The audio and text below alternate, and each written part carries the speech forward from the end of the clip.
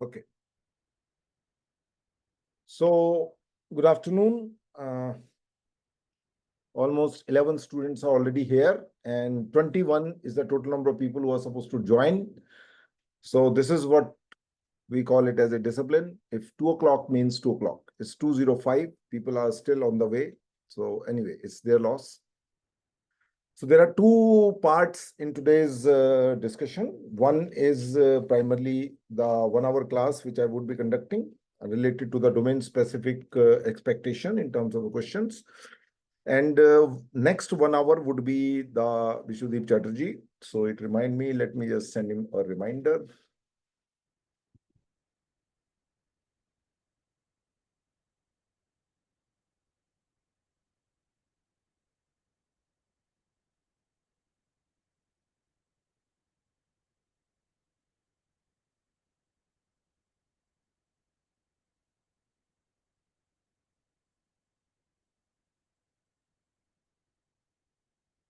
Okay. So here you go. As I said that this particular domain is a technical domain. And earlier, as I said that somebody asked why 1 year versus 3 year and how they will sustain the 3 year course, because there's a lot of technicalities to understand and to know. So 3 year is enough time provided they give you enough input. And also how they sustain is the number of exercises you need to do for the direction student. So you would be involved as a diploma production as a sound recordist and designer as well as location recordist. Then not only that, before that, there's a mise-en-scene exercise and there's a dialogue exercise, which is primarily focused for you people as a sound designer and sound recording student. And then there is a song picturization, which is very often some of the students pick up the ready-made song, don't take the botheration. But some student who really want to take the pain, they would write a song or they will remix the song. So you people come as a sound designer and mixer. So there's a lot of work to be done for you as a student in the 3 year program. So 3 year is really quite packed and 1 year is a common, as I said. And so there's a lot to learn in terms of sound design course. So coming to what exactly could be asked in terms of the question answers, I have some material meant for those people who have bought our video lecture program in the past. It's a written question answer kind of a thing. I would send it across to you as a complimentary. You don't need to pay anything specifically for it. And then there are certain video lecture which are being given on the first time when we conducted 5 years back the classroom coaching program for 20 days just before the exam. So there are certain 2 hour lecture, long lectures. So if you have a time and if you are not really busy with your own thing, you could listen to, they are all connected with the sound recording and sound design and thing which could be asked over there. They all are technical lectures done by our faculty, who's also a music graduate, and then he did the diploma from us. And then he's working, having his own studio as a freelance studio he runs in Noida. So those, and one more student who is based in Canada now. There are two people who have done those lectures. So I'll send it complimentary to you rather than charging for it, because you already have qualified the written exam. So this is a high time you need to be a little more prepared than rest of the people. As I said, the ratio is 1:3. So is a technical course, first of all. Rather, I would say it's the most technically oriented course among the various courses FTII or SRFTI offers. Earlier, they used to call it as a sound recording and audio engineering. Engineering is a little scary, but that's why the qualification for this course is 10+2 with the science, I suppose. Earlier, it used to be graduation in science, but then the change is to 10+2. So that's another thing. Just give me a moment. Yeah. So what kind of question can we ask in the orientation interview? Though already I have checked certain knowledge of yours in terms of the technicalities, but again, they would still like to know much more in detail now, because earlier it was generic plus specific, domain specific, MCQ, MSQ, and descriptive. So anything which would give them understanding of your technical knowledge. Technical knowledge means which is different from those people who are a novice or very general, or call it whatever. But I would say that what kind of technicalities can be asked? So I've framed certain things which are very, very important in terms of technicalities. Very often you will hear that this computer system is 32-bit, 64-bit. Many of the operating gadgets also not suitable. Let's say, for example, if you want to download the Corel Draw is not Corel Exa, right? Some particular kind of a software. Then they would ask you what the system is equipped for, 32-bit or 62-bit. So these kind of knowledge can be asked. What is the difference between 32 and 64-bit? Suppose somebody asks you a question. So you should be very quick and clear in your answer. Not you are still searching for an answer. Answer should be very, very clear in terms of your mind. You're not trying to find out the difference, but the difference should be already known to you. That is point number one. If you're trying to find out, they will figure it out, and that you have a less marks given to a particular question. So that's one thing. Then sound recording earlier used to happen on the magnetic tape, and then there was history of the sound recording is also involved into it. So there might be a certain question connected with the history of sound recording. What kind of sound? It reminds me of a film which Subhash Sahu did on Mangesh Desai, a very, very popular, important sound recordist. Do watch that documentary film by Subhash Sahu. He directed that film on the sound recordist. If you have not seen, please make sure and you watch it. It should be available somewhere on the YouTube and all that. So, sir, can you please repeat the name of the movie? name is, it is directed by Subhash Sahu, and the person, the sound recordist on which the film is being made is Mangesh Desai.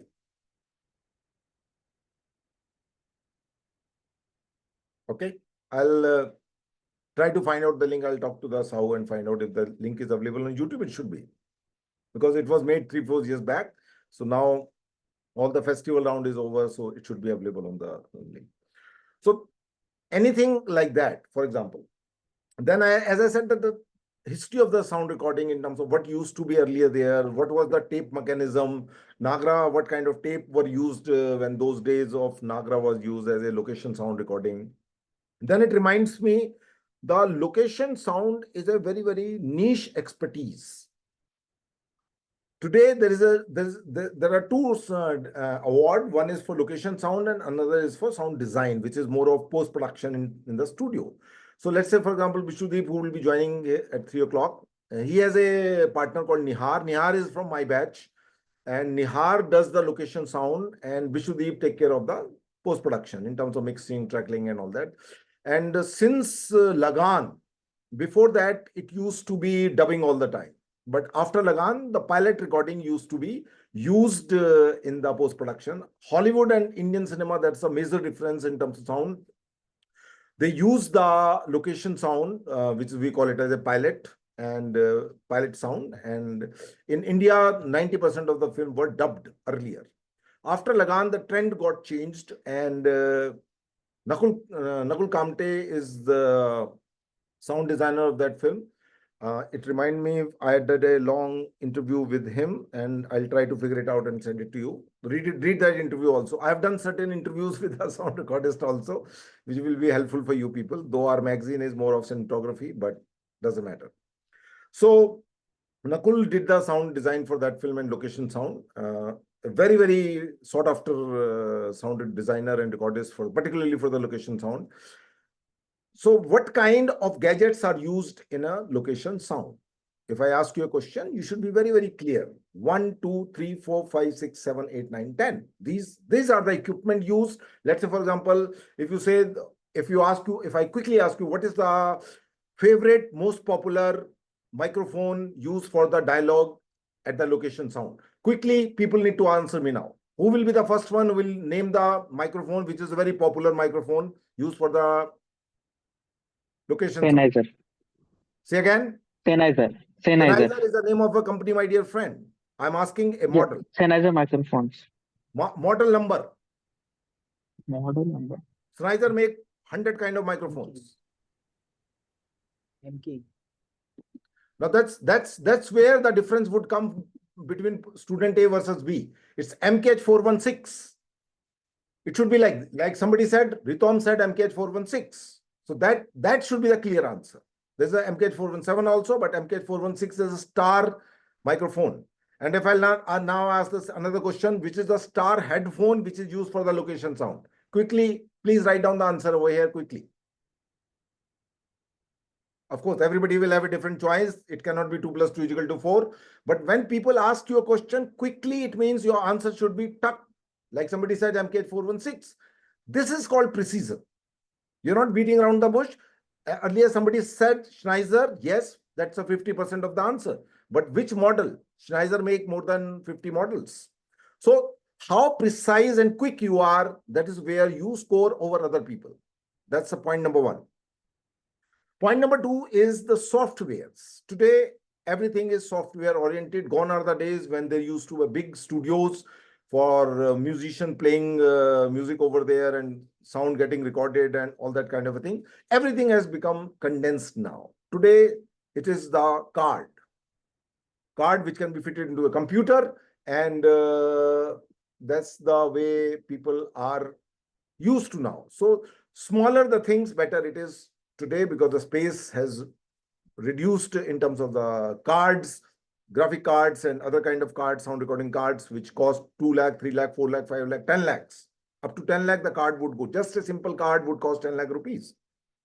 So you should be familiar with these various software in terms of name, in terms of basic difference, Pro Tool, Nuendo, Cubase, Ableton. These are the Cubase. These are the 4 or 5 names which I've just mentioned. But if they ask you, let's say, for example, which is the most popular software for electronic music production, for example.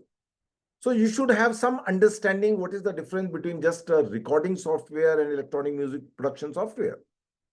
So those kind of technicalities can be asked. They would be also interested about the various companies which make these kind of software. If it is, let's say, Cubase, then is it a name of a company or is it a name of a software? Both are two different things. Name of a company is different thing and name of a software is a different thing. So you should be very, very clear in terms of the name of the software, the version, which version is there in the market today. So these are the technical things in terms of surface knowledge, though it is being checked in the written exam, but still they can ask it. Okay, that's another thing. So for example, now I'll get back to little more specific. Let's say microphone. Now, if I ask you, if you need to record the tabla in the studio, which particular microphone you would use, and what kind of microphone it will be. So kind means whether the condenser microphone, whether the shotgun microphone, type in terms of technicalities, and obviously the brand which you will prefer to use it. So if you're thorough with these kind of information, you have a better score over your competitors. I'm using the word competitor. Remember, it is 1:3. It is 33% probability is there to get selected so far. So now you need to add the 66% more to be inside over there. So technicalities, the various popular microphones available in the market. As we talked about MKH 416, then there's a other company, Shure is one other company, then there is a Ahuja, it look like an Indian company. So certain companies which are very popular in terms of manufacturing the microphone, what kind of microphone people are using, those kind of a thing. Then comes the headphone. So if I ask you, when you go as a technical person, if I ask you 3 important parameters you would look into it while buying a microphone, headphone. What are those 3 important parameters which distinguish the cost and price of a one headphone from another? So now we have roughly around 15 people. So anybody would like to tell me quickly the three parameters? You can write it down and message me in the chat box rather than just speaking by unmuting yourself. 3 important parameters you would look for buying a headphone of a professional quality.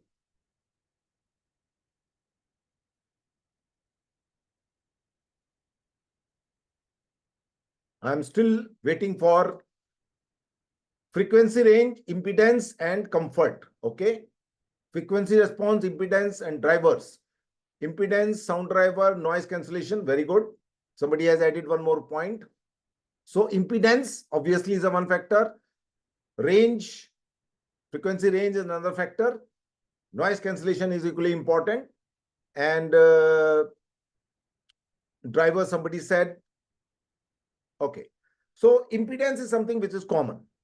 Okay, frequency range is something which is everybody has said common. Third could be the comfort. Third could be some more technical parameters. Somebody said driver. Somebody said open back and close back, etc., etc. So two things which were common in most of the answer, which is the frequency range and then the impedance. And that is what these two parameters determine the. So they might ask you, which is your favorite one? Okay, so you will come out with a particular name. Okay, this is a mic, this is a headphone which many of the people uses, or at least I prefer to use this one. So that could be the one possibility. What kind of assignment you will get in a sound design? That somebody asked me when we were talking in the morning. Now this is a very, very tricky question.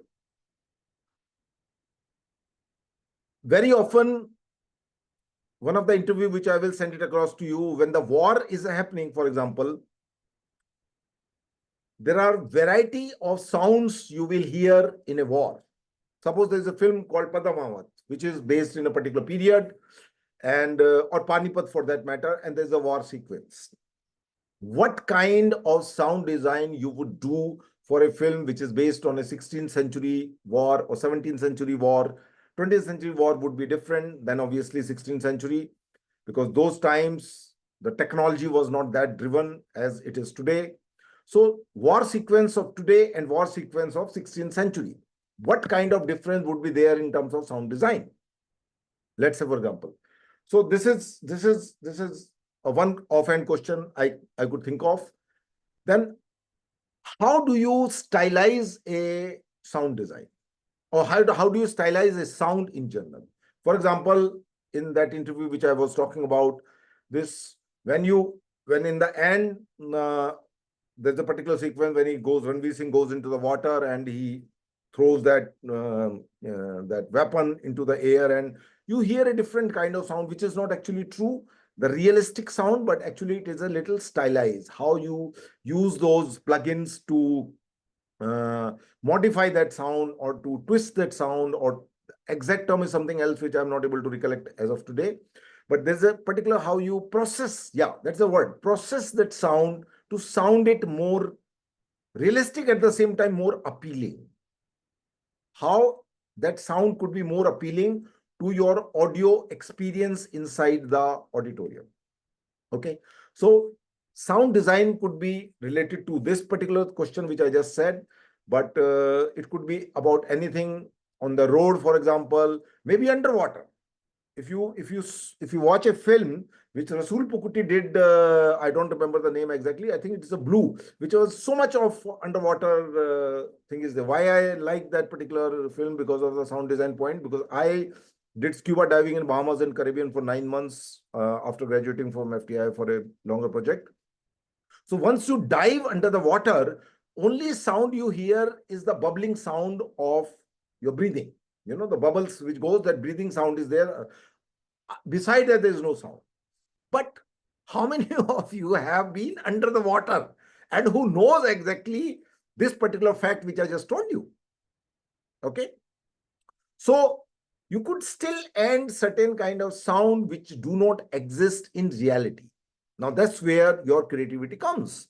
So if somebody like me who's also watching that film, and somebody, or rather I would say out of 2,000 or 1,000 people inside the auditorium, 999 may not be a scuba diver or may not have gone underwater, except the swimming pool for that matter. Yes, swimming pool is something which is more or less similar experience like what you have.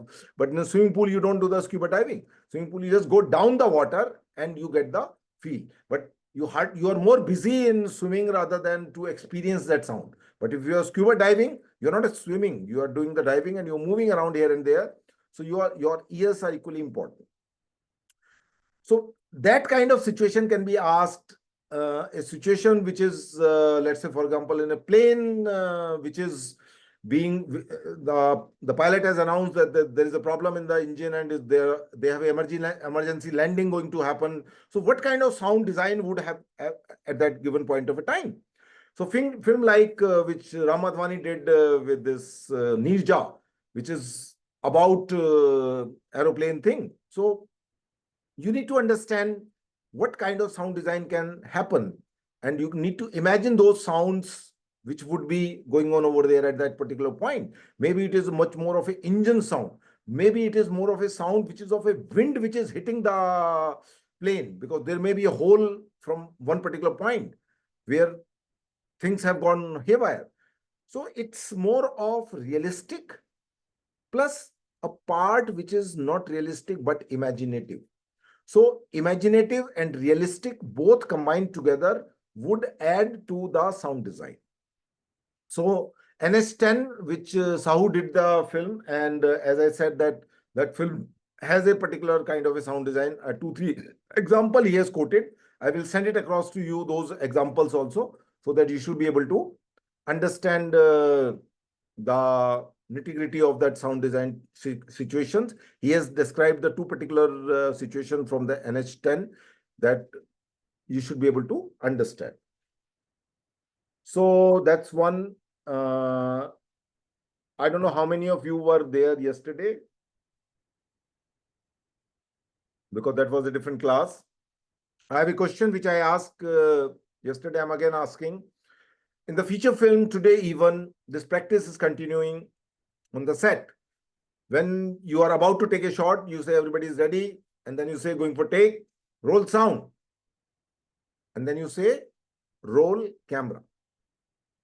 And then clapper boy would come and will announce the detail, shot number, scene number, take number, and clap and goes out. And then the action, some assistant director would say, and then actor would start. So my question is, why it is so that they say roll sound first and not roll camera? This is my question. You can unmute yourself and answer this question. No need to write down, if you know it. Because the clapper sound also can be recorded in the sound rolling. So while distinguishing or the post-processing work, the No, my question is, please, this is what you need to understand. All of you, all 15 people need to understand the question first. If you don't understand the question, if you answer irrelevant things, you're gone. My question is, why roll sound is said first rather than roll camera? This is my question. Right, so that basically in post-production we sync the audio with the video, right? So the objective is to ensure that the video has usable audio so that there's no delay. So when in post-production, when the sync sound is happening, No, uh, answer is no. You're going sorry. on. Sir, so Clap would come later on. If I say roll camera first, camera start rolling, then I will say roll sound, sound start rolling, and then the clapping sound come and the clap comes. So by that time, both the hands of the clap come. That is the point where you sync the audio and video. So in both the cases, audio and video, you will still be able to sync.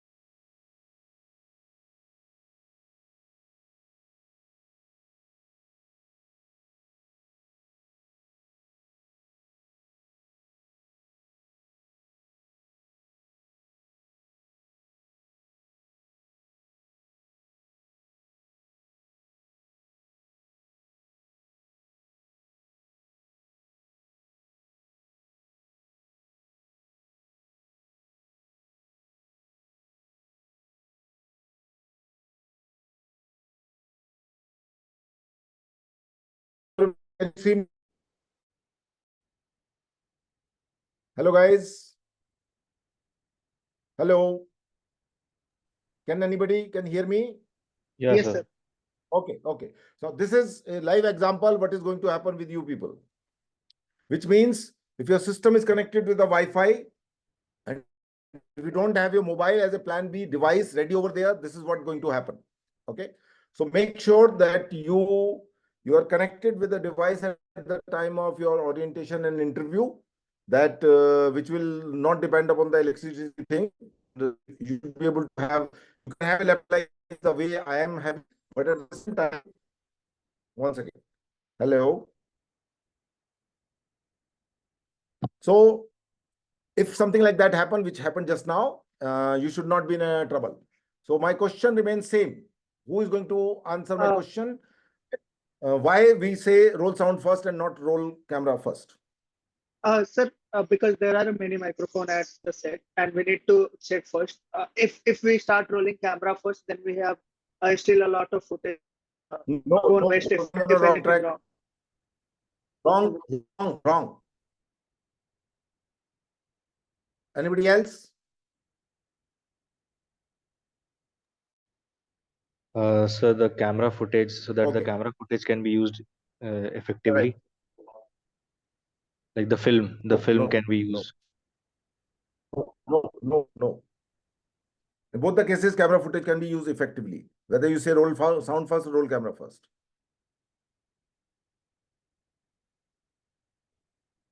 It's a question of common sense. Provided, of course, it's not just common sense, it's a very important parameter involved into it, which I would say that the cost of raw stock of 400 feet can is of 12,000 rupees. And the cost of magnetic tape is much cheaper.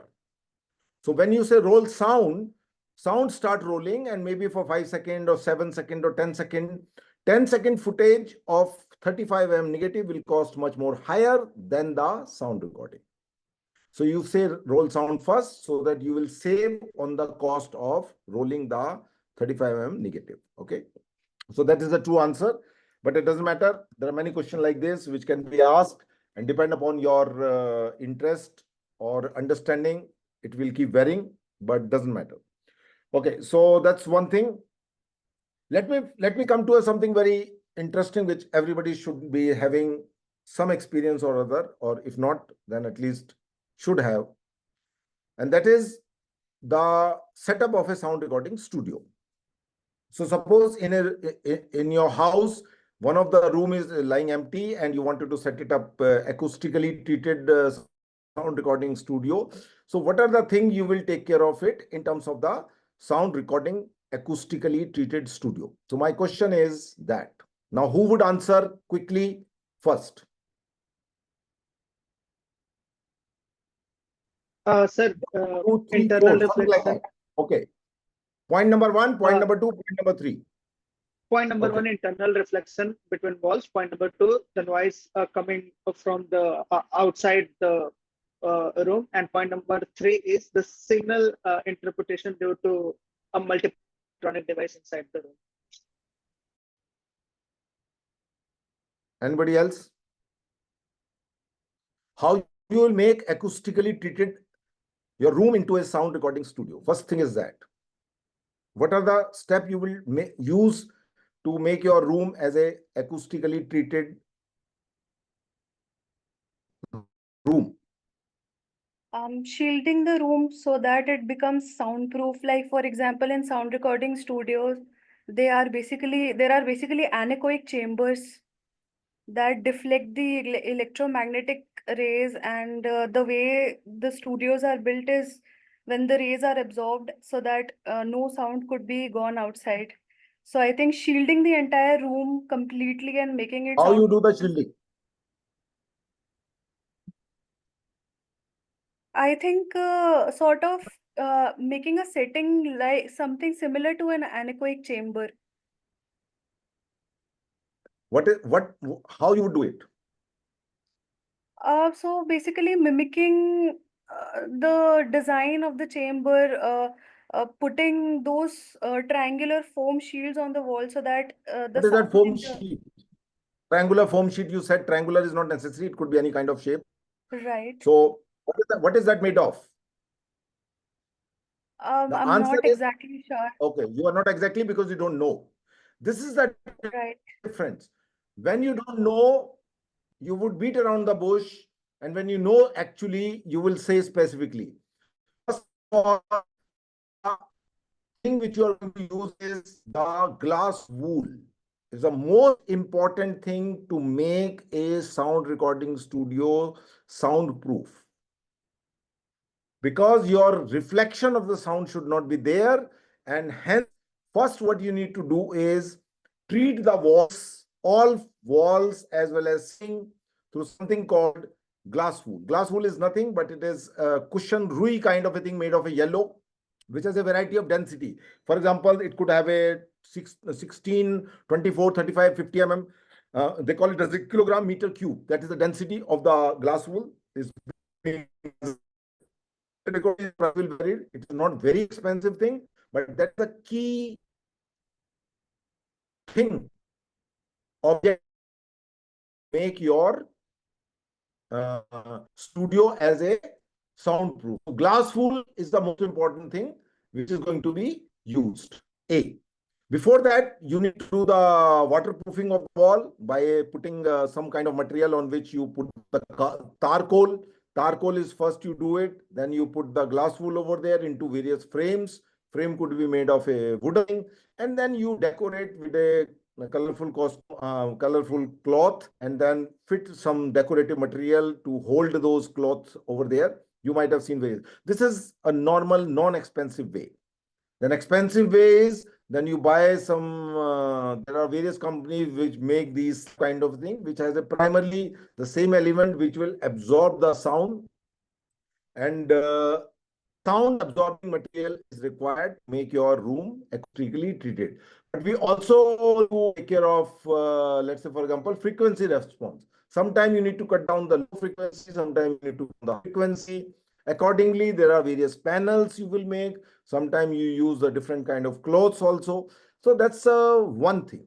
So as I said that when you need to build a sound recording studio, most important thing is to treat walls, which means you need to use the glass wool as the most important material to be put up into the various panels of those wooden thing, and then you need to treat those walls like that. And then as I just told you, so these are the simple things which they can ask you, because if studio is something where you will work, and if you don't know about the glass wool, none of you 15 people who are here, 14 people who are here, use the word glass wool. That is the key word. And Google works on a keyword. How you're searching? Keyword. Film school in India, keyword is film school in India. So keyword is glass wool. Glass wool has a property of absorbing the sound. Depend upon the density of glass wool, what kind of density you need, required, what kind of absorption is required in terms of C response, we call it. So that's the most important thing. Obviously, sound outside should not to come inside. Inside sound should not be able to go outside. So there are very thick doors over there, etc., etc., and some vibration and many more things. So if you ask me one word, then it is the glass wool. So you should be quickly able to say that it is the glass wool that is required for the wall treatment of a sound recording studio. So this is one thing I just quickly thought of telling you. Then comes the various kind of, other, let's say for if you have a 4 and a sound recording studio inside a house, your 10 by 10 studio going to. So what kind of equipment you are going to buy within the 4 lakh rupees? That's my question.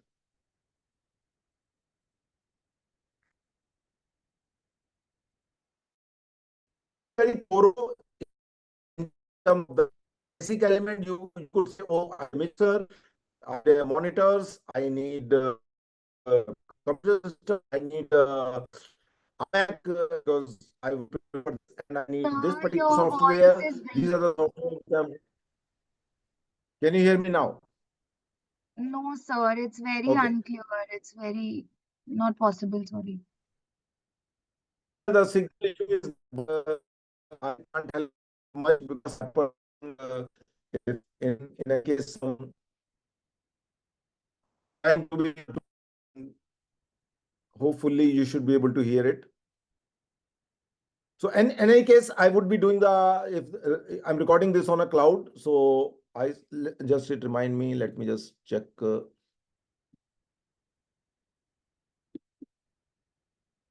Okay, recording is going on. So hopefully there would be a sound recorded on the system, on the cloud of this Zoom, and you should be able to hear that better. So what I'm saying is that which are those essential things you must have in the studio. So you could say the mixer, what particular mixer you would look at it, what kind of system you would look into it, what kind of thing. So some pricing idea roughly.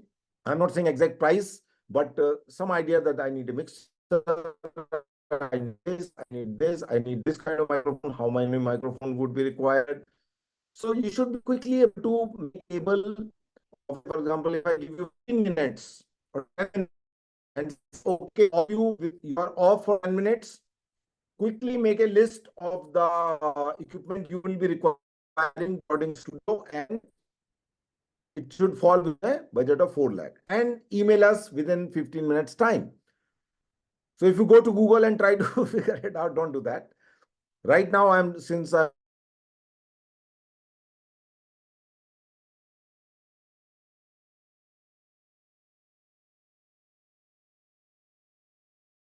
so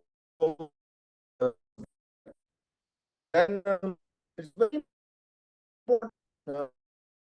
Yes, I don't don't make the students.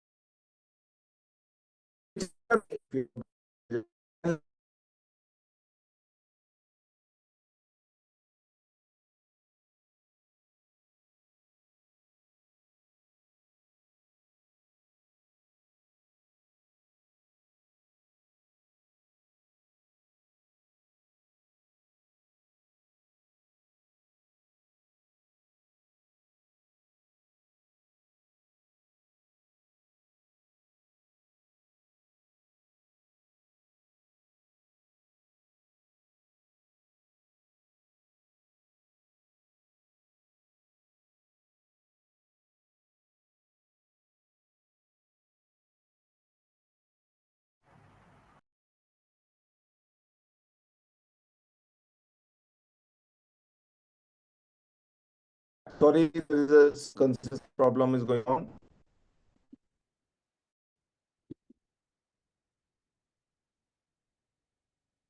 Okay, so can you hear me now? Hello, can somebody respond? Can you hear me? Hello, can you hear me? Yes, sir. We can. Okay, so that kind of question can also be asked. You make a table and send an email to us. So that would be another possibility. They might show you a clipping. Okay. Again, I'm talking about from sound design point of view. Then they might choose a particular clipping from somewhere and ask you what kind of sounds are being used in the sound design. Rather than leaving you to figure it out, they might give you a particular clipping to hear it on the spot over there, and not to give you on an email and listen to it and then do it. No, they might play it over there, and then they will ask you to write down about the sound design in certain number of words and send them email within a 15 minutes time. So that could be another possibility in terms of the sound design thing. So as I said, that the mixer you should be familiar with, whether it's a 4-channel, 6-channel location mixers. Let's say, for example, they might ask you and name any company which is popular for 6-channel mixer. It's the information, but that will help me to understand your interest. Anybody quickly can mention over there name of the company which manufactures 6-channel mixer Yamaha. for a location. Name of the company is not enough. Model is important. Company plus model. So now 15 people who are being shortlisted, they are still thinking. You got my point? So somebody who is quick would be able to answer it, would score over the others. Certain question would be in a group like this. So they will understand whether you know it or not. And obviously it will be in the chat box. Okay, so if somebody says particular thing, if you are not sure and if you copy and paste and also mention the same thing, then you have disqualified yourself. It is better to be 0 than minus. Remember, okay? So, for example, somebody is much more familiar and he has been using it. He might say, let's say, for example, Esden. Esden is a company which is very popular for the 6-channel microphone. Mixer. So it could be Esden, it could be any other company. There are 10 companies. When you search in the market, go to the Google and search, you will figure it out. It's not a big deal. So my point is that you should be thorough with the name of the model, name of the mixer, because this is how, see, technology is going to be used for your aesthetical consideration. You cannot record the sound in air. You cannot mix the sound in air. You have to mix it on a computer or a gadget or some instrument. So which means the name of the company and model comes to it, and why. There's also a reason why I will prefer to use this rather than this one. Okay.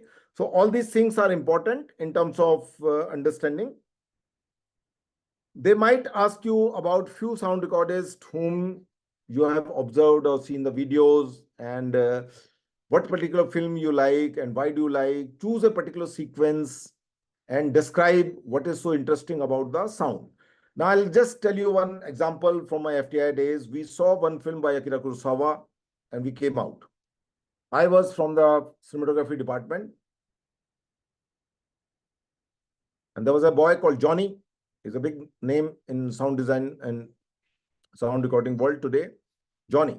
So Johnny, we were talking in general, and Johnny mentioned about a particular sequence when this character comes out and he has come to know that he has a disease and he will not live long.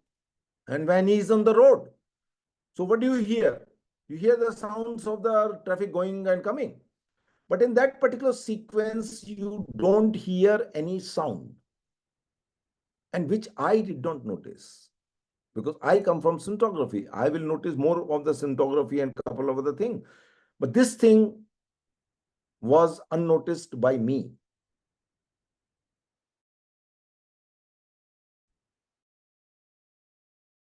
In that particular scene, the sound was completely off. There was no sound at all. It was completely silence, as if that man is lost into the world of his own. And even if he is on the traffic and he's on the road, but you don't hear any sound for almost 10 seconds. And then he comes back to the real world.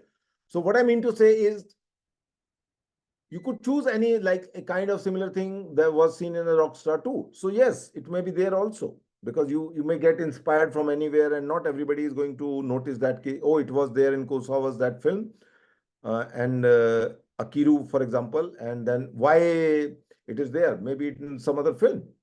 So you need to be very specific when the people ask you that, okay, it is going to be like this.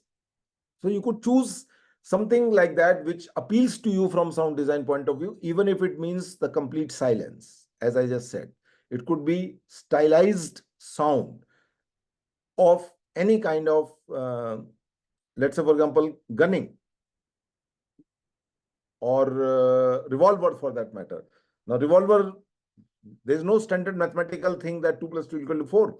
Revolver may sound different, but how interesting it sound in the sound design is what is the job of a sound designer, that it should appeal to the audience when you mix the final track and when you present it to the students. So that's my point of view. And since it is almost 2:50, so 10 minutes I am leaving to you people to ask any question, and then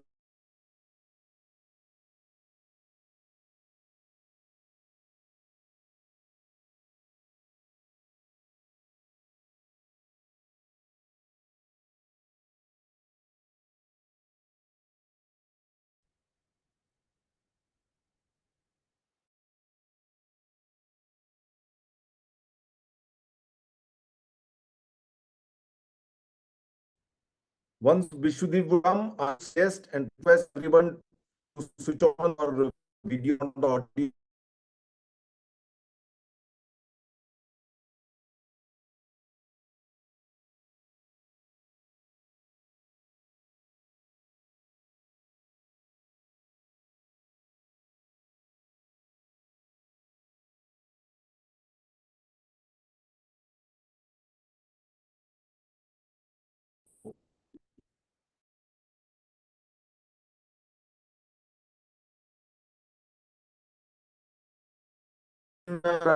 writing over there, ask your question also. Somebody has there. Will you send out to them during the interview? Yes, there could be a possibility.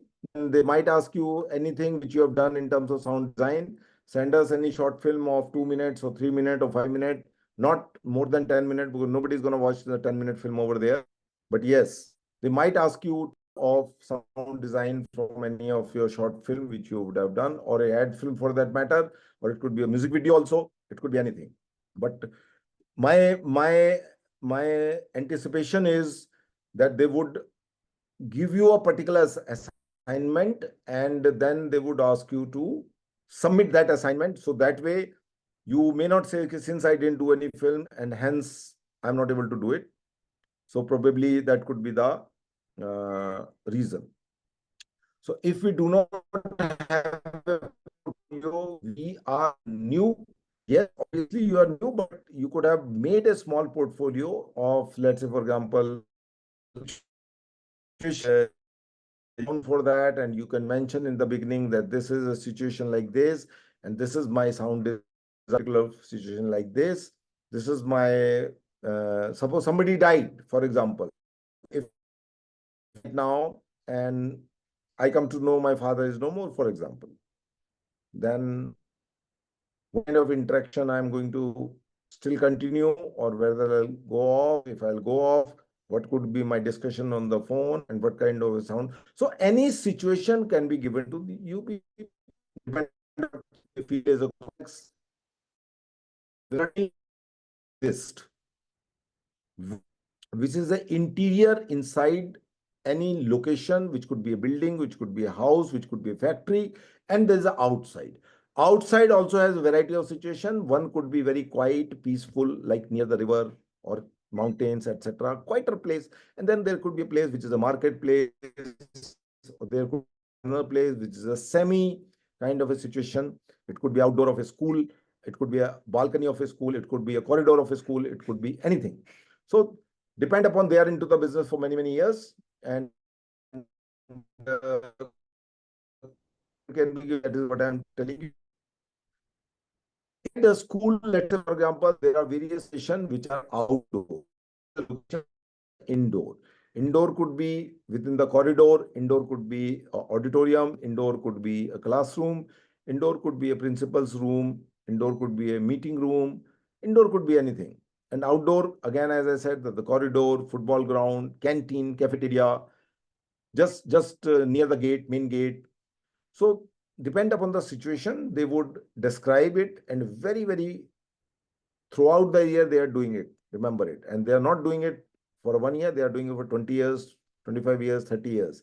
So they must have written down all those situations which may not strike in your mind, which may not strike in my mind, but yes, they knows it for sure that something like that could be asked, and they are already prepared. Only people who are not prepared are you people.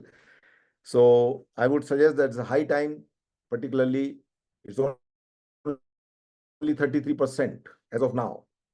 66% you need to add to your qualification to be inside FTI or SRFTI. And if you will not work every day from 7 a.m. till 7 p.m. in the night, at least 12 hours you need to devote for your preparation. Like as I see, 20 people signed up, 15 people are here. The 6 people have gone for a walk. So it doesn't matter. Why to waste 200 rupees even? Go and have a coffee or something else. So it's just a matter of sincerity. Many of you may be just traveling, for example, and switch off their mobile. You could still hear me. Some people who don't show up here, it's their problem. It's not my problem. And mind you, there are limited number of seats, actually 10 in each course. So what will be the process during the orientation and interview for being selected for FTI and SRFTI? How and where will be placement for further both the campuses? There is no placement. As I told in the classes, you have to find your own placements. And process, as I said, that there will be interaction, group interaction, then there will be an individual interaction. With all these 3 to 4, I suppose 4 people who will be in the interview panel. 2 will be from 2 different faculties, one from SRFTI, one from FTI. One would be from expert outside. There could be two outside expert also. There could be two faculty from FTI, two from SRFTI. Depend upon their choice and interest. But definitely 3 people are going to be there for sure. It could be 4 also and 5 also. And then group interaction and individual interaction. Interaction is much more important, but at the same time, group interaction is also important. Now this PPP is coming. So what I need to do is I need to find out my torch and do my lighting with the torch. And that's it. This is plan B. So anyway, let me just see if I could be better seen. So this is the way it is. And as I said, now I look like a horror film actor, but these are all emergency management. So this is my answer. Does the orientation interview process take in a day? No, it will continue because in one day they cannot zero in each and everybody. So this will be for 3 to 4 days, and 5th day would be interview. 3 or 4 days would be orientation, and everybody would be given roughly around 20 to 30 minutes for sure. And in that 30 minutes, they will determine whether you are in or out. Okay. So this is my answer. And if anybody has any other question, you can ask. I am still here. As long as the Bishwadeep will be here, I think he would be joining soon. Let me see among these names, if I could see his name. Okay. So this is still, you can ask any other question if you have in your mind. But yes, more precise you are, more specific you are, more chances you have. Both, this is a course in which technical and aesthetics are equally important, not just the technicals, but equally the aesthetic part. And aesthetic sometimes is very difficult to define. There are certain kind of sounds, how you define those sounds. This is a very important thing. I have realized this when I interviewed people, because they describe those sound in a very, very specific manner. And it is really interesting to note down how they describe. There's always a name for a particular kind of a sound, you know. So you get familiar with a variety of sound, how you describe them in your words, in English language. अब swish करते रहोगे तो उसका कोई मतलब नहीं है until unless you have a specific name. This is, please note down this name, this thing which I just mentioned, how you would describe the exact term to define that particular kind of a sound. This is something which I am also writing down for my understanding. Sound name. The exact term which is used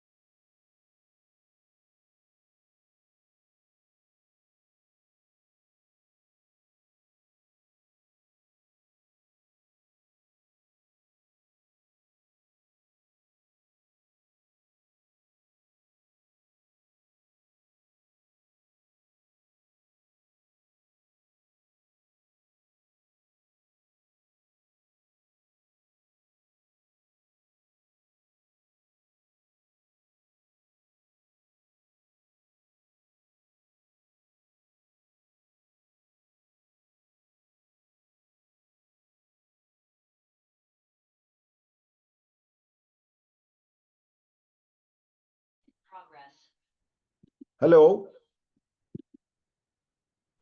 Can you Hello. hear? Yeah, Bishwadeep. Yeah, hi. Hi. Here there's a little problem that because the light has gone and I am connected with that thing. So I'll just pin your video. That will be a good idea so that people can see you. So I have pinned your video. Yeah, okay, wonderful.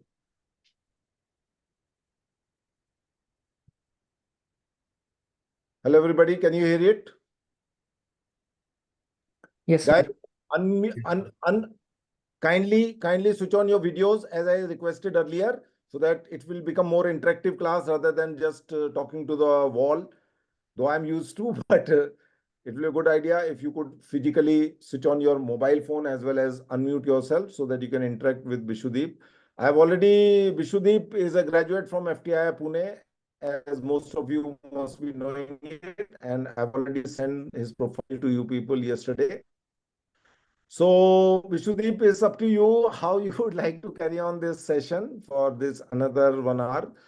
My only question is that suppose you are into a selection panel for these students who are aspiring for FTII, what kind of question you're going to ask them? Okay. Can you hear me? yes, Yeah, very much. Yes, sir. Okay. So now, basically, all you guys are applying for sound in this batch. yes, sir. They have been selected, shortlisted, the written exam, and now they will be facing. Okay. Because I will want to know, first of all, we would want to know that why are you choosing sound? Is there anything that you've done in sound before? If not, then this place is not expecting you to know everything about sound, but at least you should understand what you're applying for. So, is there anything that you have done that you would like to show in your, if there's any amateur recording also you have done, that will be something which you can play to them.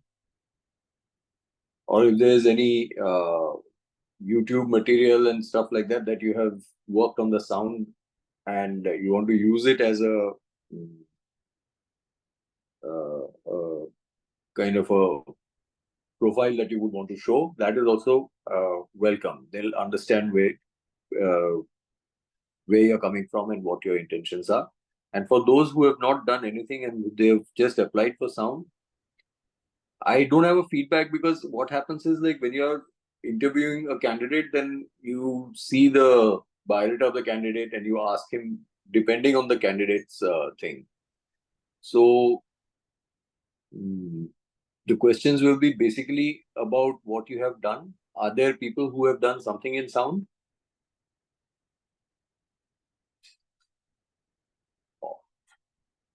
How many people are freshers?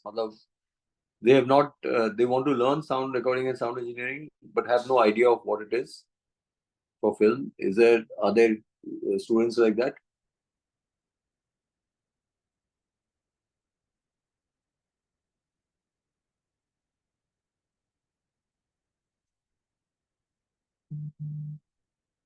Okay, you can answer me, because I won't be able to go through all the chats.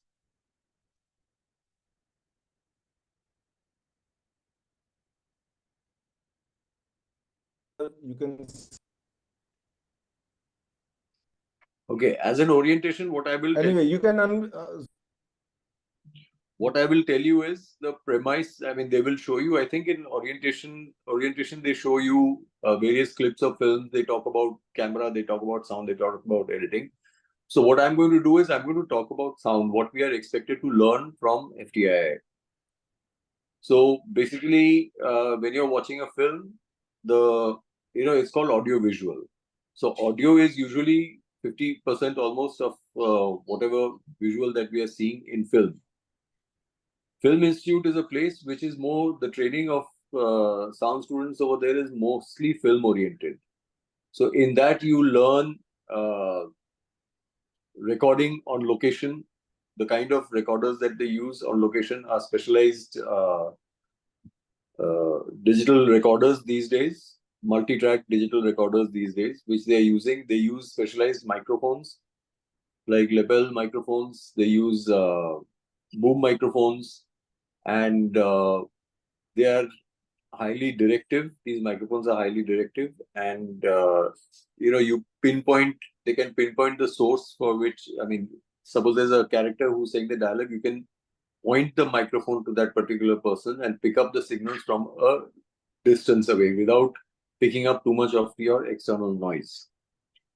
So these are highly directional boom microphones which are used for recording. Lapel mics are radio mics which are attached to the actor or the person who is speaking to the camera, and they are usually hidden for feature film, for fictional films. And these are recorded. This is called the sync or location track, or this whole process is called production sound. There are 3 stages in any filmmaking. One is pre-production, where they plan for the film. Then there is production, which is the actual shoot or the execution of the film, like the shooting process. And then there's post-production.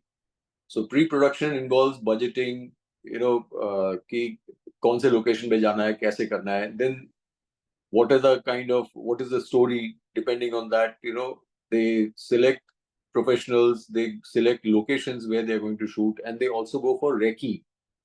Recce is a term which means that the unit, the core unit, the director, the DOP or the director of photography, जिसको बोलते हैं camera person, and the sound engineer, the production sound engineer, goes over there and they gauge or study the location, how it is going to be in the day, how it is going to look in the night. And for the sound person, they have to go and see, is it a very noisy location? Is it possible to record on that? What are the precautions that one can take while recording sounds in these particular locations? So that is the pre-production part. The production part is when you have actually done all your research and you've gone there and you've shot. Either you're shooting in a controlled environment, like in a set, or you're shooting on location, like suppose near the highway or in a park or some open area or some house in some gully. So you have to understand that how noisy that location is, and that also enables you to select your equipment accordingly. And once the recording process is done, then the shooting process is done. Then they come for film editing. Now, in the editing, what happens is they select the okay takes. They select the takes which are okay, which they say कि यालो अच्छा इसमें थोड़ा गड़बड़ हो गया, actor का line बोलने में थोड़ा प्रॉब्लम आ गया, लाइंस में कुछ प्रॉब्लम आ गया, कुछ टेक्निकल प्रॉब्लम आ गया.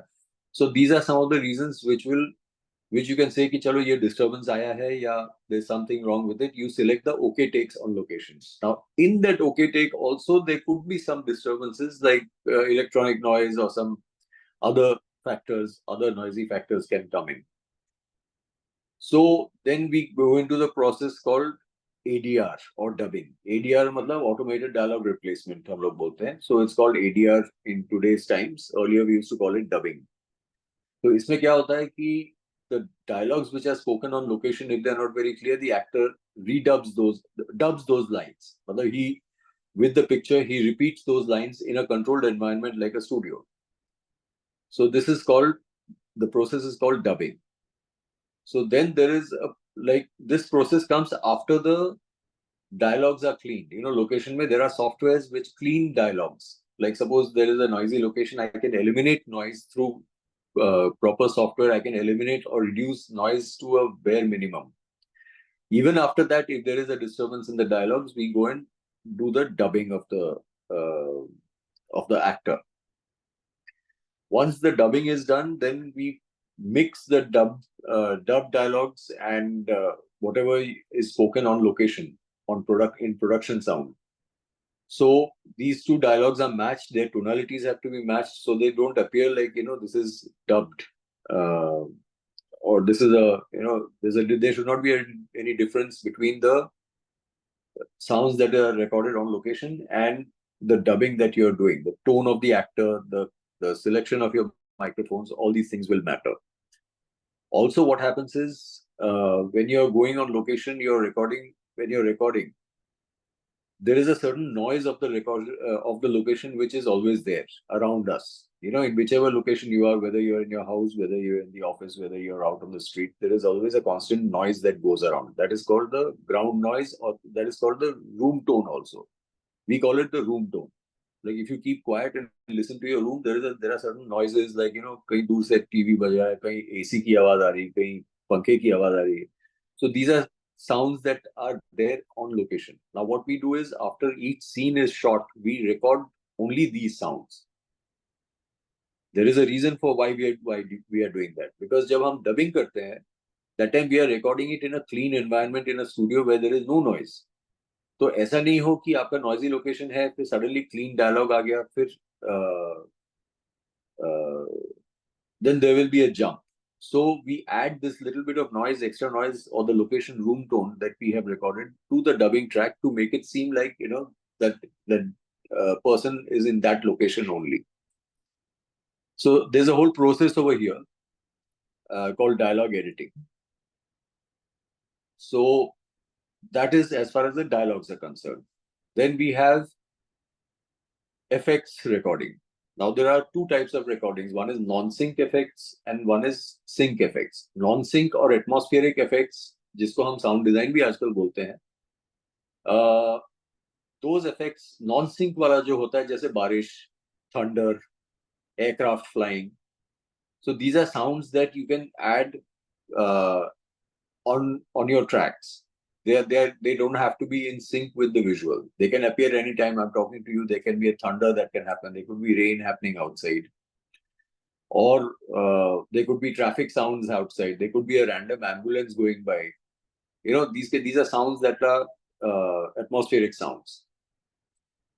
So then we have, so these are atmospheric sounds which creates the environment of that location. Like if you're sitting in a railway station, then you have the sounds of a railway station. Then you have announcements, you have trains passing by, you have train horns happening, you have various types of trains happening. You have a diesel engine, you have an electric train, you have local trains, you have passenger trains, you have goods trains. So ऐसे सारे बहुत trains के different sounds होते हैं. So depending on the situation, you can put these sounds and make it look like you're sitting in the railway station. So these are sounds that you have to keep adding because ये dialogue recording के time पे हमेशा possible नहीं होता है कि अलग से ये sound record करें. So we need to add these sounds to create the geography of the location. It could be the airport, it could be a railway station, it could be a traffic signal, it could be somebody's house. It could be a different city. Like if you were recording in Kolkata, then you have sounds like the tram. The sounds are different in Kolkata than in Delhi, than in Mumbai. So you have to understand that which city, which country you're recording, your situation is based on. And then you take the sounds of that particular locality or that country or the city, and then you justify it with your sound, laying those particular soundtracks. So this is called non-sync or atmospheric sounds or sound design. Then you have sync sounds. Jैसे when you're walking, then there are the sounds of the footsteps. So these are artificially created sounds in a studio, which is called Foley sounds. If you look up Google, and Foley was the person who first started this, Jack Foley or something his name. I just Google the name, you'll find it. He is the guy who realized that, you know, सिर्फ dialogue बोलने से नहीं होगा. You have to justify कि ये आदमी चल के जा रहा है, तो there has to be a sound of his footsteps. Is he walking on, what is the surface he's walking on? He's walking on gravel, or he's walking on a wooden floor, or he's walking carpeted floor. So these are sounds that हम लोग अलग से record करते हैं. Then even things like, you know, when you're pouring tea or coffee, and then drinking chai, and then keeping the cup and saucers, and then you know, opening the door. You know, these are things that you're doing in sync with the picture. That's why they're called sync effects recording or Foley recording. So we have these two types of effects that are integrated into the film along with the dialogue. So you have the chunk of non-sync or atmospheric sounds. You have Foley recording sounds. You also have your dialogue track. Then comes the music. The music composer creates music. We call it background music or film score. film score I think is a more apt word, but यहाँ पे हम लोग India में ज्यादातर उसको we refer to it as background music. Now there should not be any confusion between background music and sound design. A lot of people think that background music का मतलब every sound that you hear in the film is background music. No, music is music. It is made of musical notes. So when a sad scene is happening or a happy scene is happening, there are music. You can make out from the music that that it's a very happy scene. You can either hear a piano or a violin, something complementing that particular situation in the film. So then the music is recorded. Then you have, in very particular to our culture, is the Hindi film songs. So song recording is a different chapter altogether, because song recording usually happens before the film is shot. Then the director records the song with the music director. They decide, अच्छा ऐसे गाना होगा और उसको हम ऐसे shoot करेंगे.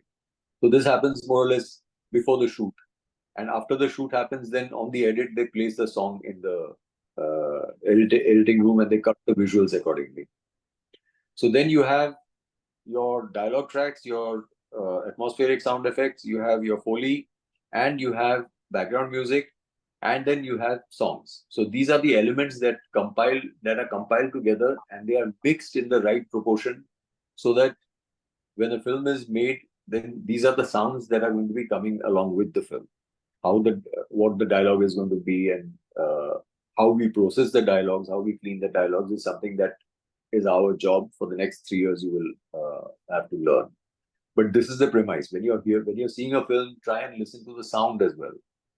If you're seeing certain films, listen to it, whether it is a Hindi film, whether it is a European film, whether it's a Hollywood film, whether it's any regional film also, you can listen to the sounds, you can listen to the dialogues, and you can see how, if you can read between the lines, you can see how subtly even sound design works in order to create a particular drama. Are there any questions? Have I laid out the premise so far? Would you like to tell them, let's say, for example, any situation which comes to your mind in terms of, let's say, for example, the sound design? What kind of sound design you may ask for a particular situation? You mentioned very clearly and very interestingly the variety of engines which will pass on a railway station. So would be any something like that which comes to your mind immediately? For example, which these students can work in between when the orientation start and now, that any situation which comes to your mind which they should think about? I'm saying suppose it's a scene from 1930s. Okay. 1930s का एक scene है जहाँ एक आदमी खड़ा है एक train के लिए. What will be the sound of the engine over there? Correct. It cannot be an electric engine. It cannot be a diesel engine. It has to be a steam engine. Correct. So you have to take care of to understand what era this film is about. Is it a period film? What era? So if it's a period film of the 1920s, even 60s, the steam engines were quite popular. True. 70s onwards, the transition to electric locomotives and diesel locomotives had started. 70s, 80s, say. But largely in the 30s, 40s, 50s, 60s, even to some extent in the 80s, steam engines were very popular. So you have to take care of those kind of things. What are the sounds? What was the whistle of a steam engine? Correct. So these are things that you have to keep in mind. So that is one example. Then are there any questions regarding sound that you don't know or would want to know? Ritam has raised the hand. So Ritam, can you ask your question, please? Yeah, sir. So you explained about the various types of sounds which are present in a movie, but Yeah. who does like, for example, the sound designer is like he does the non-sync effects and all whatever you told. The Foley artist does the sync sounds. So what is the function of a studio recordist, or who does the song, like the song recording you told in Indian movies? Who composes the song? Is it the same person who composes the background score, or is No, it that is a different? that's the confusion I wanted to kill, because sound designer does not compose the music. There may be some instances where the sound designer is also a music composer, but that is not how it is usually. Because See, the sound designer is the person. Like today, I'm the sound designer of a film, means it's equivalent to being the director of sound of a film, director of audiography. जैसे director of photography होता है, we don't have a title called director of audiography, but it can be. But for us, it is the sound designer. In Hollywood, they sometimes say supervising sound designer, supervising sound editor. That is also a title given to them. Now there are various stages. Now the person who does location sound recording, he specializes in location sound recording. He goes on to location. Like I don't go on to location. I have done that very early on in my career, but then location recording is not something that I chose. I chose song and music recording. So most of my about 15 years after graduating from FTI, I was mostly doing recording songs and music. So after that, I decided to go into sound design. When I realized that, I thought there was a little more creative involvement in designing the kind of sounds I would want to put, the kind of thought process that we have while designing a sound of a film, of a particular situation. So to answer your question, there are various types of sound engineers. One is the location sound recordist or production sound engineer, who's on location recording the dialogues. Then you have the music recording engineer, who in a music recording studio is recording songs.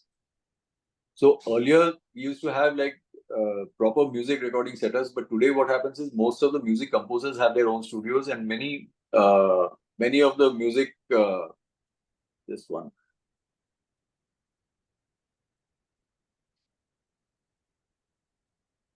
So Bishwadeep, when you said that music recording engineers, they Yeah. are primarily the studio recording people So who there are does the recording inside the studio. Yeah, there are different types of studios. Yeah. So except for the location recording person who's not recording inside a recording studio, the music recording engineer is working in the music studio. Okay, the sound designer is working in the sound editor is working in a sound editing or sound designing studio, sound editing studio. So in the studio, we sit and we record sounds in the studio. Like we are creating sounds in the studio. We are from our libraries. We are taking sounds of traffic, sounds of machine guns, sounds of tanks. I cannot, like for example, we need to have libraries of sound. I cannot go and ask the soldier, "Bhai, tu goli chala jara, main record karta hu." He'll shoot me. So I need to have. So I have a library of guns which has AK-47, which has 9mm, which has 12 bore, which has Winchester rifles. So all these categories of sounds are there, which I have downloaded and bought. So these are sounds that we use. Like suppose if somebody is shooting with an AK-47, then I choose the AK-47 and put it over there. Or if I'm showing this person in a jungle, then I have some of my own recordings and some from the library. So together we edit those sounds, we create a particular sound from various sound elements. And this is the job that we do sitting inside the studio. Sometimes I go out to record certain sounds. If it is location specific, I want to go and record certain sounds so that I can include that in my sound design. So I'm working in my studio and doing the sound design and sound editing in my studio. So that's the second guy in the studio. First is, I told you, the music guy. Second is the sound designing guy. And third is the dubbing engineer, the guy who sits and dubs the dialogues. So there is a person who is working only in dubbing studios. So that is one job. And then the other job is the mixing engineer, who again is in the recording studio. What all of us have recorded and designed, the mixing engineer sits and balances all the sounds in the right proportion. Now, in my case, what happens is I usually supervise the entire thing. It is in my, so even if the mix engineer mixes the thing, I give him the material to mix. I tell him that this is what I'm looking at. So I am taking on a lot of the director's headache also, my side. But this happens only after a certain level of seniority and when you have proved yourself in a certain sense. But what usually happens is, like, after the sound editing is done, and if it's a senior sound mixer, then he sits and he kind of goes through the whole files, and then he tells you that, okay, let's have this or let's not have this. And he tries to mix whatever you give to him. And similarly for the mix, when you're recording a song, you are recording the musical instruments, you're recording the singers, you're processing the files, you're, sometimes even working on their pitching, you're correcting their sur. So those are things that a music recording engineer, it is preferred that he has a background in music so he can understand. Like I had a kind of a background in music, so I could relate to the music engineer. If he told me, yaar, thoda sur kam lag raha hai, then we would say that, okay, this is the scale, then we should set the scale, and if it is thoda flat ho ya thoda sharp ho, then we corrected the pitch. I did not need anyone's help to do that. So as a music recording engineer, you have to understand music so that you can take off a lot of headache from the music director's shoulder, from his burden from his shoulder, and you can technically give him what he is looking for. Have I answered your question? Yes. Saurabh Mishra also wanted to ask something. So Saurabh, if you are around, please ask your question. Yes, please. Sir, I have two questions. You mentioned in post-production we select OK takes. So, let's say the OK takes for cinematographer should not necessarily true for OK takes of a sound recordings. So, how do you choose? Like, you have to sit with the director, cinematographer, sound recordist, and editor to choose the OK sound, or how this process happens? Very good question. Very good question. क्या है, कई बार when I'm recording now, everything about it is fine, but the sound is not right.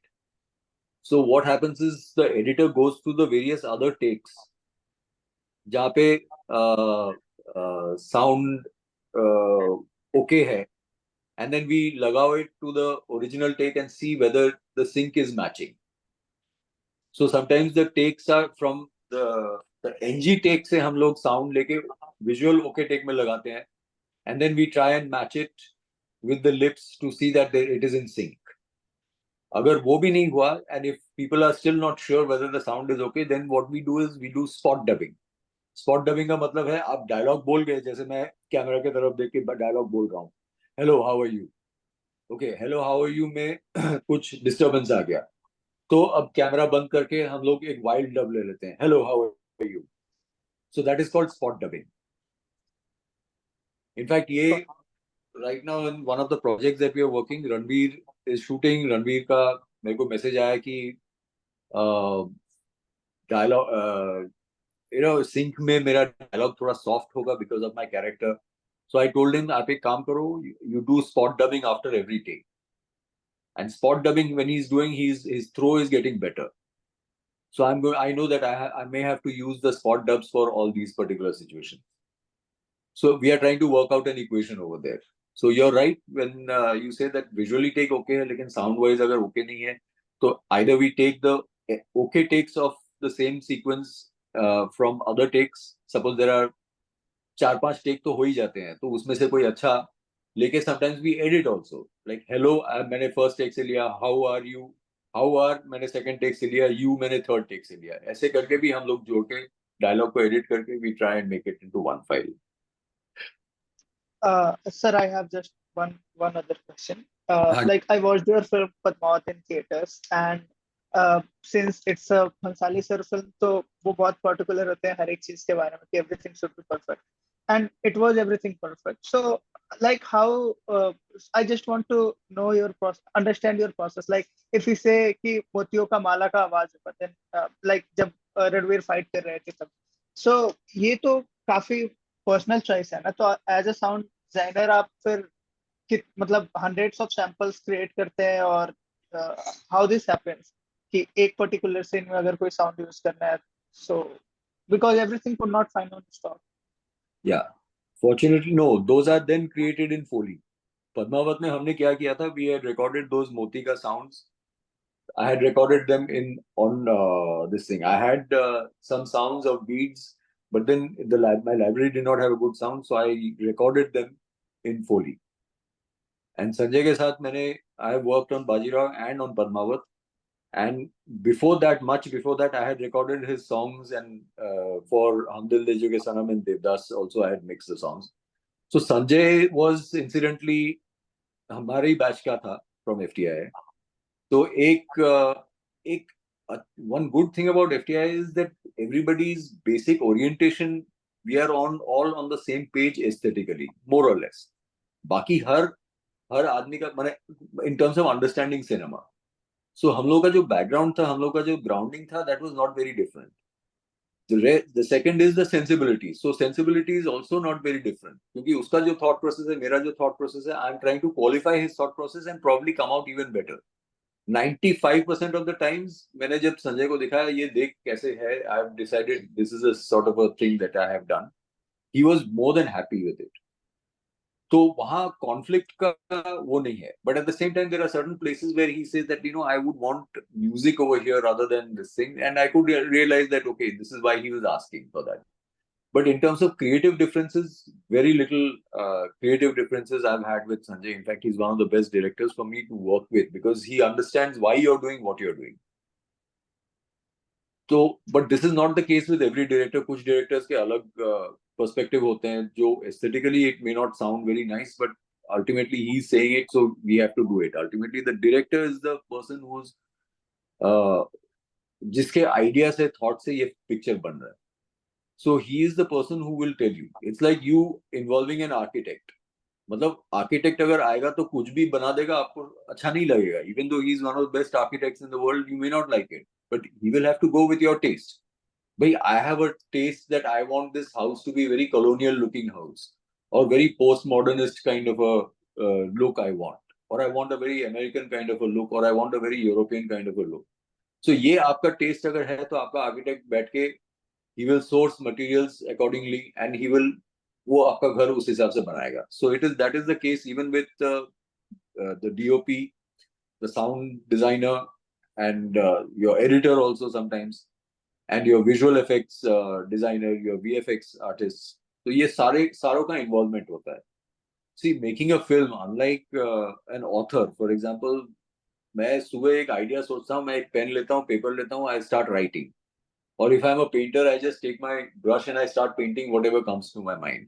But as a filmmaker, I cannot suddenly get up and make a film. I need to have a whole technical infrastructure along with it to realize my image, my vision, which involves the sound designer, the director of photography, the editor, the actor. In सबको मिला के मैं अपना कहानी बुन रहा हूँ. So first of all, in my selection process itself, I see okay, I want this kind of a look. Probably this DOP will give me this kind of a look. And I'm looking at this particular kind of sound. Probably this sound designer will help me, will understand what I'm looking at. So 75%, 80% तो उधर ही हो जाता है काम की. Okay, if this is the person, then from my side, I try and give you a better sound than what you would have probably thought of. और कई बार ऐसे होता है कि वो देख लेगा, he will give me a proper design as far as this particular thing is concerned. तो ऐसे भी होता है. Have I answered? Thank you so much, sir. Yeah. Anybody else who has a question, please ask. Jay Kishore. Jay Kishore. Hello, sir. Yeah. Hello, sir. Yeah. I wanted to ask, is it decided in the pre-production that the film will be in 7.1 or 5.1 or stereo? No. Or it is decided later? No. Nowadays the standard format सबका Atmos बन गया है. And when you're doing an Atmos mix, you're already having 7.1, 5.1 stereo by default आपका छप भी जाता है. So there are certain theaters which do not have a facility of Atmos, then they take your 5.1 and play it. But the film does not, the film format, आप कौन से format में करोगे, it has no bearing on the film. क्योंकि आपको minimum 5.1 आजकल करना ही होता है. There is no mono format आजकल होता नहीं है. And stereo film में इसलिए नहीं होता है कि घर पे आप जैसे stereo सुनते हो, your left and right speakers are close by. So what happens is your left and your right creates a phantom center. But in a film theater, what happens is your left and the right speakers are so far apart that there is a dip in the center. So you need to have a center speaker. So you have left, center, and right. And then left, center, right, अगर हो ही गया तो आप एक subwoofer भी डाल दो और surrounds भी डाल दो, आपका 5.1 तो हो ही जाएगा. And that is now a standard format for every film. Vishwadeep, I have a question हाँ जी, because you was the one who did the first film for the Atmos, if I'm not mistaken. And Yes. today, Atmos has a very particular quality of sound. When we talk about the Atmos, which has a unique dimension to it, particularly the Z-axis, what we talk about, Yeah. the top sound flying over our head. Yeah. But do you think that the most of the film which are being made, sometimes they are more emotionally oriented rather than those kind of aeroplane flying and special effect kind of a film? Hmm. So do you think all the films are suited for the Atmos recording or Atmos system? Yeah, it does not matter because क्या है, it does not, ऐसा नहीं है कि मतलब you know, we are, even if it is an action film, if it is a non-action film, our perception is immersive audio. Our perception is always we are listening to sound. If somebody, if there's a thunder, it's coming from above. If there is an aircraft flying, it is happening from above. If there is rain, if I'm standing outside, then or if there's rain falling on the ceiling, it is coming from above. It can be a very uh, personal moment where I'm sitting and looking out of the window. But then I can hear the raindrops everywhere. I can also hear raindrops on my roof. So उसके लिए अगर Atmos होगा तो it just makes it more immersive. ऐसा नहीं है कि आपके पास सारे स्पीकर्स है तो कुछ ना कुछ उसमें से ऐसे डालो कि people start looking around and seeing all that. ऐसा नहीं है. Because क्या होता है कि in our system, मतलब our survival system है कि जब हम सो जाते हैं हमारा hearing लेकिन on रहता है. कैमरा शट हो जाता है, आईज शट, कैमरा शट हो जाता है, लेकिन हमारा hearing always is active. This is our survival instinct. क्योंकि जंगलों में जब हम लोग रहते थे, then the only thing that could alert you was the sounds. If there is any wild animal or things like that, these sounds help alert me so that I could take evasive action. So even today when we wake up to the alarm clock. So this is proof that नींद में भी हमारा hearing active है. So sound is all the time everywhere. So ऐसा नहीं है कि अगर सामने से एक गाड़ी निकल जाती है and then it crosses me and goes behind me, ऐसा नहीं है कि उसका sound बंद हो जाएगा. So and if it shuts, if I can't hear anything behind me, then there is something wrong with me. So you expect the trail of the sound of the car to go away behind you. Or if there's an aircraft that flies above you, we don't constantly keep looking at, unless you want to see the aircraft. It does not bother us that the sound has gone behind us. Because it is something natural for us that ye sound piche hai. So we are surrounded by all kinds of sounds from everywhere. The only time you will look back is if somebody calls you by your name. Hey, Naresh ji. Then you, Naresh ji, will turn around and see कि अच्छा किन्होंने बुलाया. But if say there's a car passing by, he will not necessarily look at it because he knows there's a road and गाड़ियां यहाँ से जाती हैं. So you won't need to look behind. So the surround sound format is to put you in that, we call it immersive audio with Atmos and all that today. But it is a complete experience that we have all collectively come to, experience and understand and get used to it. Now we are used to the fact that, that sound is in surround. उसको enhance करने के लिए there are some horror films में थोड़ा सा आपको ये notice होगा. एक्शन वॉर फिल्म्स में आपको नोटिस होगा कि बुलेट यहाँ से चला गया, चॉपर ऊपर से चला गया, एक्सप्लोजन वहां से आया, एक्सप्लोजन की डेब्री, कांच वगैरह सब यहाँ से गिर रहा है, ऐसे लग रहा है मेरे सर के ऊपर से नीचे गिर रहा है. So it gives you a pinpoint, it pinpoints all these little sources and makes the whole thing very crystal clear, almost in audio, that you have a beautiful audio experience. From here, I drive a question which I'm interrupting in between to you. जी. That when if you know that film is going to be only in the 2D and it is not going to be released in 3D. Okay, there are those kind of films also. And there are those kind of films also which will be released in 2D as well as 3D. So how your sound design will differ from a film which will be released in the two different versions, 2D plus 3D, than the one which will be only 2D? Yeah, Naresh, this is a very good question. In fact, I felt this when Padmaavat को क्या किया उन्होंने 3D post में they made it into a 3D film. Correct. But unfortunately क्या होता है कि perspective सारा हिल जाता है. They don't have time to do a proper 3D mix.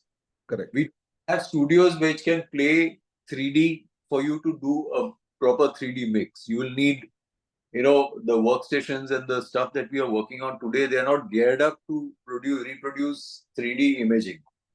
तो वो हम क्या करते हैं when we know that this is going to be a 3D film, then थोड़ा सा preempt करके मैं थोड़ा सा करने की कोशिश करता हूँ, but the whole perspective, the depth of field, all that changes.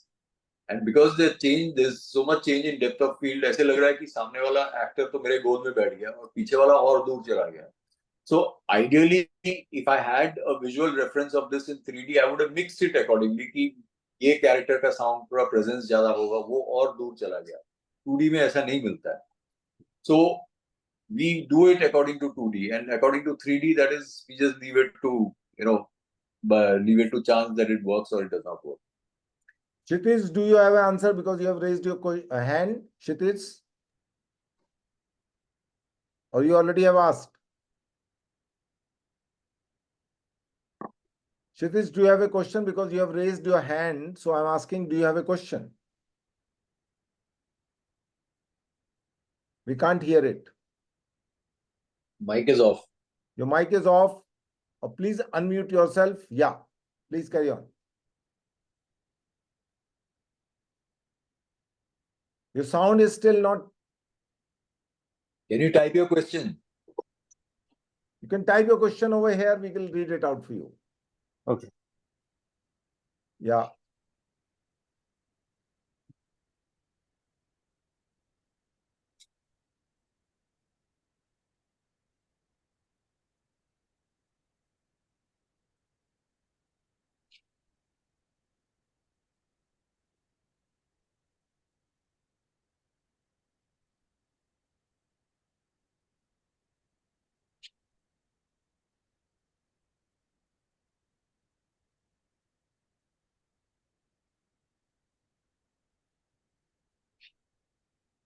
Okay.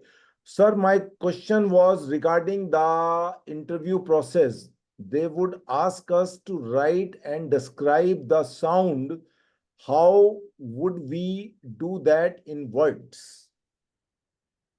For the various interviews that I have been called as external, there was no writing involved in an oral interview.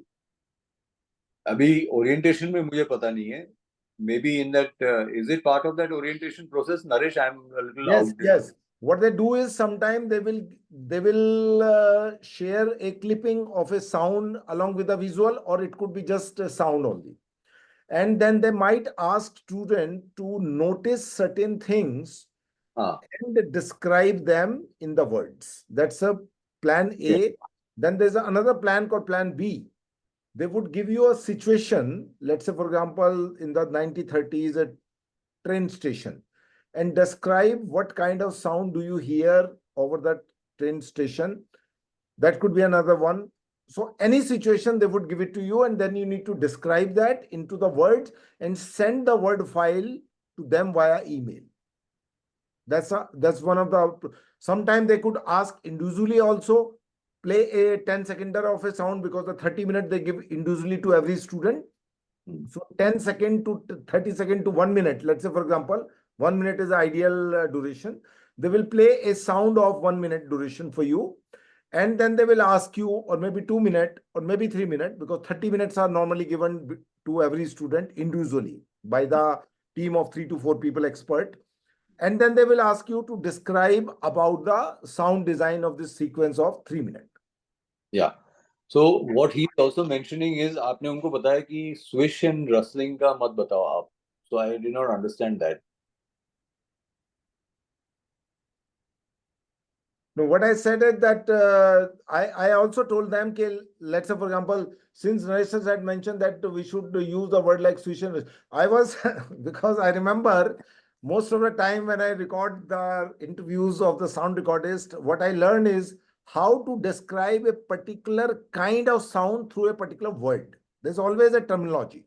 In Hindi, हम लोग तो बोल देते हैं कुछ हो गया. अब ये शू क्या है? There could be a particular term to define that kind of a thing in English language. So when they are describing that, I told them, pick up those particular terms to define that particular sound through a particular word, so that you will be more appropriate in your description while you are describing something like that. Yeah. So what I am trying to say, or what he is trying to say, is that how to describe that sound design in terms of vocabulary or So you're asking. actually you can use both these terms depending on like if there's a sword that is swinging in front of your nose, so usko to swish, that the sound of that sword is going to be called a swish, or a knife that is going to be, or even a stick that is waved in front of you, that is a swish. And rustling is basically, there are different types of rustling. जैसे आप चल रहे हो जंगल में, there's some rustling in the bush. Then that alerts you कि चलो कोई animal है या कोई आदमी वहाँ छुपा हुआ है. So that sort of, you have to define. If you're saying rustling, then you have to define that there's a rustle of leaves. But ऐसा नहीं है कि that you cannot use those terms, because those are the terms. But like what Naresh probably is saying is, don't be absurd in the kind of description of that. You know, don't use like हम लोग हिंदी में या बंगाली में जैसे use करते हैं कि फटाके दूम करके फटाके फटे. Those kind of things, don't be vague in terms of that kind of a description. But if it is, then say rustle of clothes, because क्या होता है कई बार जैसे कपड़े उतारते हैं, या if I'm wearing something, उसका भी एक sound होता है. अगर मैं armor चढ़ा रहा हूँ अपने ऊपर, उसका भी एक sound होता है. So these are rustling of clothes. And rustling in the bushes, rustling of leaves. You know, if you're walking on dried leaves, तो उसका भी एक sound होता है. अगर पेड़ हिल रहा है, if the branches are moving, then there is a sound of rustling of leaves. So those are specific sounds, and like swishes are like swords, or anything that you swing by you that creates a swishing kind of a sound. Now what also happens is transition भी होता है. जैसे ये scene से next scene जाओ, तो then there is a transitional sound. So you can say that there is a transitional sound. That particular sound is being used to do some So Bishwadeep, since they will not have a particular question, let me ask something which will be helpful for them. So mentioning the object with the sound is in describing it. Did I got that right? Yes, basically, whatever that activity is happening, if you describe that, then it is not very vague. Then it is very perfect. So if that person is swinging a sword in front of your nose, तो उसका तो swish आएगा ही.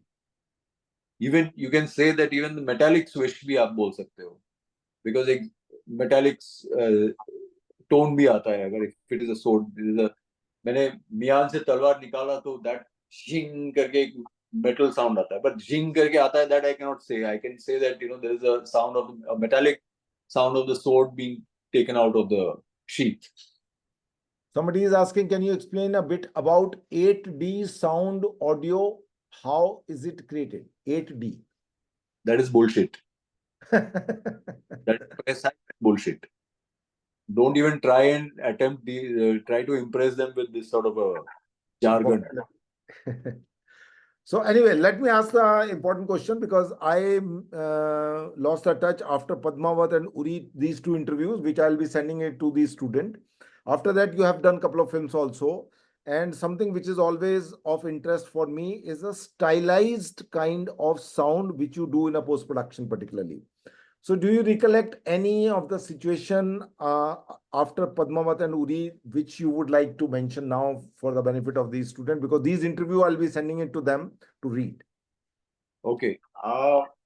You're talking about recent films. The recent films, stylization, I would in fact not come to the recent films. I would go back to one of my earlier films called Madras Cafe. Correct. So stylization is something, first of all, you should understand what is stylization. Sure.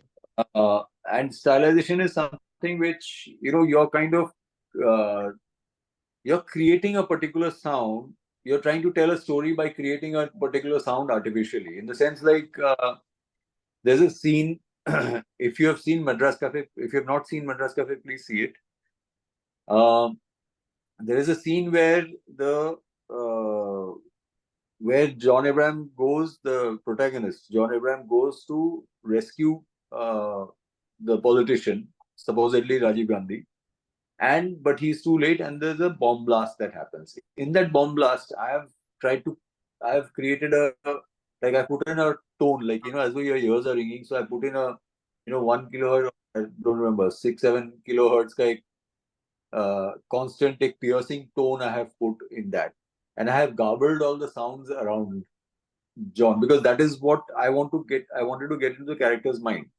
So I'm trying to create this by stylizing the fact that, that John is confused and he's not able to, he's become incoherent. He's not understanding where these sounds are coming from. So in that shock, I wanted to create that impression of a shock that, there's a bomb blast and he could not save it, could not save this thing. He's caught up in the blast. There's a ringing in his ear. There are, very garbled sounds happening around him till he wakes up to, an ambulance and those kind of real sounds of kids crying and all that. Suddenly that shakes him out of that zone into reality. So these kind of things are called stylizations. So I have done that in this film. There are little moments of stylization that we all do in every kind of film. It's, for me right now, I'm not able to recollect them. But I think that's good enough, because I have recorded another 2 places also, the description which you have mentioned. So gentlemen, we are almost done. It is 3:52 or 3:53. If you still have a question, you can ask it. Other we can call it as a day. And it's really a pleasure to talk to Bishwadeep again, though I keep meeting on and off to him. But for you, it's quite a interesting situation where you could have asked anything from him. So any question if you have is wonderful. Otherwise, we'll call it off. Great. Okay. So I think we are done. And Vishwadeep, thank you so much wishing for everyone, for us. all the best. Yeah, great. Lovely. Thank you very much, all gentlemen. So let's end the meeting for today. Thank you very much, Vishwadeep, again.